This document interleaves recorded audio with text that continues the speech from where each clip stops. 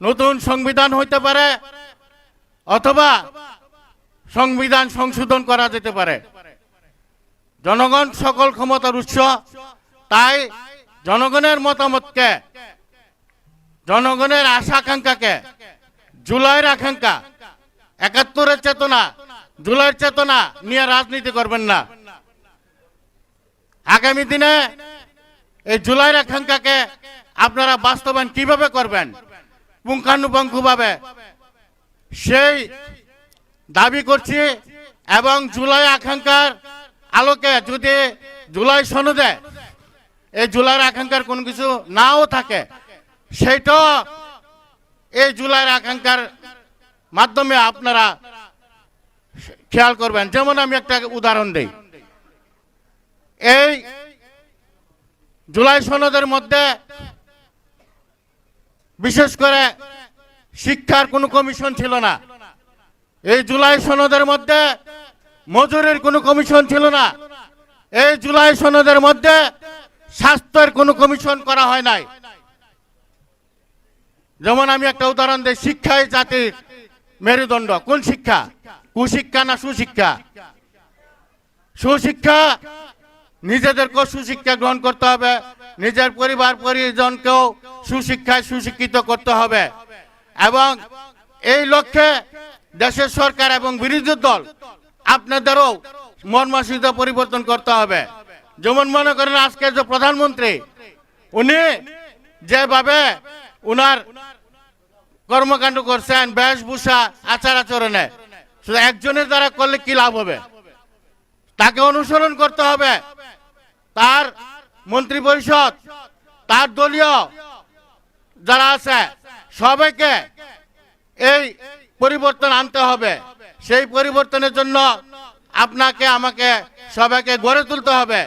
এই জন্য আমি বলতে চাই, শিক্ষাই জাতির মেরুদণ্ড। এই শিক্ষা যদি সুশিক্ষা না হয়, তাহলে একজন চোর ডাকাতের চেয়েও অদম সেই শিক্ষিত ব্যক্তি। যেমন মনে করেন আজকে কলেজ বিশ্ববিদ্যালয়ে যে রাজনীতি, দলীয় লেজুর ভিত্তিক রাজনীতি বিগত দিনে চলছে এবং এটার ধারাকে পরিবর্তন করতে হবে। আমার ছেলে শহীদ মীর মাহফুজুর রহমান মুগ্ধ শহীদ হয়েছে, তার আকাঙ্ক্ষা কি ছিল? আমার ছেলের মতো আরো যারা শহীদ হয়েছে, এক একজনের এক এক আকাঙ্ক্ষা ছিল এবং কিছু কিছু ব্যতিক্রম আকাঙ্ক্ষা ছিল। যেমন সে খুলনা বিশ্ববিদ্যালয়ে লেখাপড়া করত, কিন্তু সে খুলনা বিশ্ববিদ্যালয় ছাড়াও অন্যান্য বিশ্ববিদ্যালয়ে সে চান্স পেয়েছিল, সেখানে ভর্তি হয় নাই। খুলনা বিশ্ববিদ্যালয়ে কোনো দলীয় লেজুর ভিত্তিক রাজনীতি নাই। আগামী দিনে আমরা দেখছি বিগত দিনে বিভিন্ন বিশ্ববিদ্যালয়ে লেজুর ভিত্তিক রাজনীতির কারণে বিভিন্ন হল দখল, গেস্ট রুম এবং ছাত্ররা নির্মমভাবে হত্যা হয়েছে।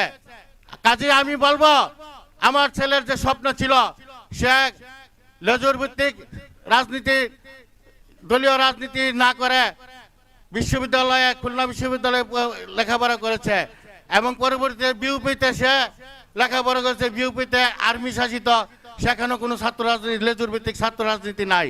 কাজে আমি আপনাদের কাছে অনুরোধ করব, এ দেশের বৈষম্যহীন সমাজ গঠনের অবশ্যই সে তার জীবন দিয়েছে। আমি বলবো, এই বৈষম্যহীন রাজনীতির পাশাপাশি শিক্ষা যেহেতু একটা জাতির মেরুদণ্ড, এই শিক্ষাকে সার্বজনীন শিক্ষা এবং নিরাপদ শিক্ষা এবং বাসযোগ্য শিক্ষা হিসাবে যদি আমরা গড়ে তুলতে চাই, দলীয় এই দেশকে, আর যেন কোনো ছাত্রের মায়ের বুক খালি না হয়। তা আরো অনেক কিছু কথা বলার ছিল। ওইখানে দেখবেন যে ওইসব জায়গায় কোনো স্লোগান নাই, কোনো ব্যানার নাই, কোনো পোস্টার নাই, কোনো দেয়াল লেখন নাই। আমি এমন একটা বিশ্ববিদ্যালয় আপনাদের কাছে আশা করব, সারা বাংলাদেশে কলেজ বিশ্ববিদ্যালয়ে আমরা দলীয় রাজনীতি, লেজুর ভিত্তিক রাজনীতির মুক্ত ছাত্র রাজনীতি চাই।